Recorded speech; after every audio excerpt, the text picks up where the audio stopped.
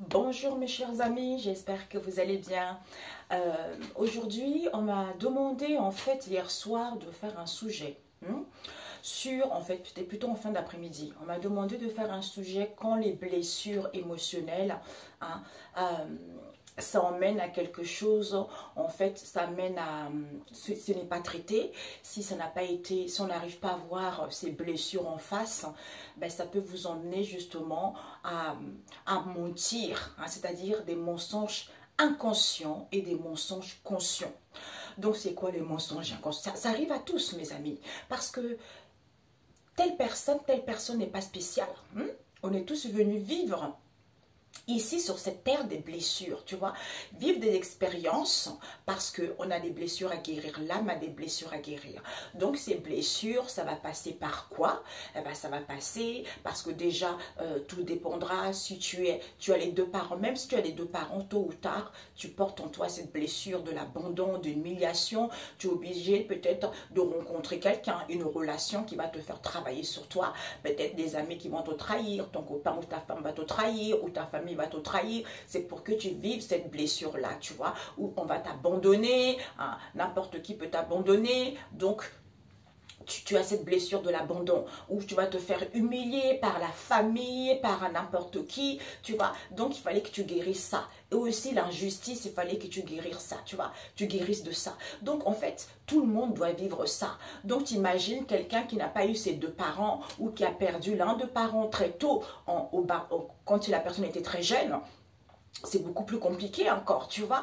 Donc, la personne va rencontrer quelqu'un qui va vraiment la trahir ou l'abandonner jusqu'à réveiller cette blessure de l'abandon qui est en elle, qu'elle traîne avec elle, que l'âme porte en elle, tu vois. Mais il faut qu'elle vive cette expérience pour pouvoir guérir de cette blessure de l'abandon, tu vois. Ou la blessure d'humiliation, quel que soit ce que... Parce que ça ne vit pas en une seule relation, c'est dans plusieurs relations, tu vois. Donc, c'est pour ça que si on ne traite pas cette blessure et si on ne veut pas voir la vérité en face, ça peut amener justement un dérèglement au niveau psychologique, tu vois. Donc, comme je disais dans mes vidéos précédentes, ça peut amener, des fois on voit les gens sans raison comme ça, ils se lèvent, ils tuent quelqu'un parce qu'ils ont vécu tellement une injustice, tellement ils ont gardé, ils ont encaissé, bam, du jour au lendemain, ils en ont marre, ils vont tuer quelqu'un, tu vois. Donc, il faut éviter jusqu'à ce que ça arrive jusque-là, tu vois. Donc, on se rend pas compte, même les meurtriers, parce que pourquoi? Parce qu'on ne sait pas, on a tous des blessures, tu vois. Sauf que c'est mal géré et sauf qu'on n'en parle pas trop. Donc, des fois, là, on est venu plutôt parler des mensonges inconscients et conscients. Donc, celui qui a ces blessures-là, tu sais que les mensonges inconscients, c'est quoi? C'est qu'on te raconte des histoires, la personne n'a pas connaissance de l'histoire qu'elle raconte, tu vois? Donc, elle te ment d'une manière pas possible. Mais toi-même, tu te rends compte que la personne te ment, mais la personne n'a pas conscience qu'elle te ment, tu vois? Donc, eh ben, qu'est-ce que tu peux faire? Rien du tout, tu vois? Donc, sache que la personne a la blessure d'amour, elle a la blessure, parce que même si les meilleurs du monde que tu peux pour essayer de comprendre la personne, mais en fait, tant que la personne elle-même, Dieu ne lui a pas mis des difficultés sur la route, elle ne pourra pas comprendre, tu vois, parce que plus toi tu essayes de faire comprendre à la personne avec qui tu es, ou avec les gens qui t'entourent, et ben en fait, ils ont besoin de vivre une expérience similaire, c'est-à-dire qu'ils vont se faire trahir, qu'ils vont se faire abandonner, qu'ils vont se faire humilier pour réveiller cette blessure, pour pouvoir la guérir, tu vois. Donc, et les mensonges conscients, hein, c'est-à-dire que je te mens, je suis conscient que je te mens, je te raconte des conneries, ça c'est grave, mais je fais de l'autruche, tu vois. Je n'ai pas envie de voir que je te mens parce que j'ai du mal à accepter que c'est mon côté de cette blessure qui se réveille. Donc comme je suis dans l'orgueil, je suis dans l'ego, donc je n'ai pas envie de voir cette blessure, tu vois, qu'elle me dérange, qu'elle me fait du mal, tu vois. Donc je laisse, en fait c'est ça. C'est ça de nos jours où ça devient un peu du n'importe quoi. Parce que les gens, ils ne savent pas qu'ils ont la blessure. Mais comme certains, ils sont trop orgueilleux, tu vois. Donc, tu leur dis, toi, tu sais au fond de toi qu'ils ont la blessure, tu vois. Toi, tu sais que, parce qu'on a vécu tout ça. C'est pour ça que la personne qui peut mieux te parler de cette histoire, c'est que Dieu a décidé que ça soit elle ou un tel, lui ou elle. Parce que la personne a vécu des choses tellement difficiles, vous vous rendez compte? Moi, j'ai pas eu mes deux parents, tu vois. Donc, vous voyez les blessures que j'ai vécues, mais j'aurais jamais imaginé ce que Dieu avait prévu pour moi, pour que je puisse faire ça de mon travail, tu vois. Aider les relationnels, parce que des fois on a tendance à se dire que waouh, ça fait, parce que moi ça fait 16 ans, bientôt 17 ans, je suis en relation, en couple, et croyez-moi, mamie, j'ai dansé toutes les danses, j'ai vécu toutes les guerres du monde qu'on peut croire, parce que les gens ont trop tendance à se dire, ah, une relation, ça doit être, tu vois, ça doit être tranquille, ça coule à flot. Non, non, non, non, là c'est parce que tu n'as pas guéri les blessures. Donc la personne qui va te faire guérir les blessures, c'est qui? Eh bien c'est ton chéri. Il faut qu'il te trompe pour que tu puisses guérir de ces blessures. Et ta famille, pareil. Et tes amis, pareil. Parce que ce sont des gens, comme tu avais des blessures en toi, eh ben, tu avais tellement confiance en eux, tôt ou tard, il faut qu'ils te blessent, il faut qu'ils t'humilient, qu'il faut qu'ils t'abandonnent, il faut qu'ils racontent des ragots, parce qu'eux aussi, ils ont des blessures à guérir. Mais toi, il fallait que tu vives ça pour pouvoir guérir ça. Après eux, ça va être à leur tour. Ils vont rencontrer une autre personne qui vont faire la même chose qu'ils ont fait à toi. D'où, ainsi de suite, ainsi de suite, ainsi de suite. Parce que quand on attend trop d'une relation, c'est parce qu'on manque d'amour. C'est parce qu'on a le manque d'estime de soi. Tu vois, donc on attend de l'autre. Ah, l'autre m'a pas fait ça. Oh, ça veut dire qu'il m'aime pas. Oh, hey, mes amis, si vous savez ce que j'ai vécu dans ma relation, 16 ans, je vous dis. 16 ans. Et c'est Dieu et le Saint-Esprit qui me dit, ma fille, tu restes.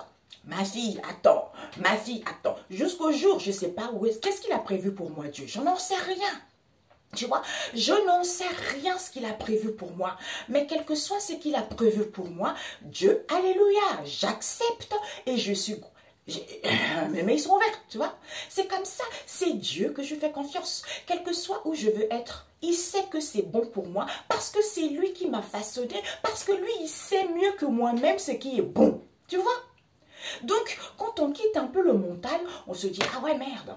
Zut, excusez-moi, mais dis donc que j'avais quand même pas mal de blessures, tu vois, mais je ne voulais pas le voir. J'attendais l'approbation des autres, de la famille, d'un tel, d'un tel, d'un tel. Et mais c'est pas ça la vie, c'est pas ça. On attend l'approbation de personne. D'où tu es obligé de vivre ces difficultés-là et ces blessures-là pour pouvoir guérir de ça et reprendre confiance en toi. Et puis passer à autre chose. Soit une nouvelle relation, soit des nouveaux amis, soit quelle que soit la situation, tôt ou tard, la famille viendra te demander pardon. Parce que dans la famille, il y a toujours de la jalousie. Comme dit dans la Bible, ton propre ennemi est chez toi. Donc ça veut dire quoi? Ben, les gens qui sont très proches de toi. Parce que c'est eux que ça touche, parce que c'est eux, tu les as mis en piédestal, parce que c'est eux qui font, en fait, c'est eux que tu te confies, donc c'est eux qui vont te trahir. Parce que si c'est quelqu'un d'inconnu, ça ne va pas te blesser autant et ça ne va pas réveiller cette blessure, tu comprends? Voilà. Donc, je voulais prendre juste un message biblique.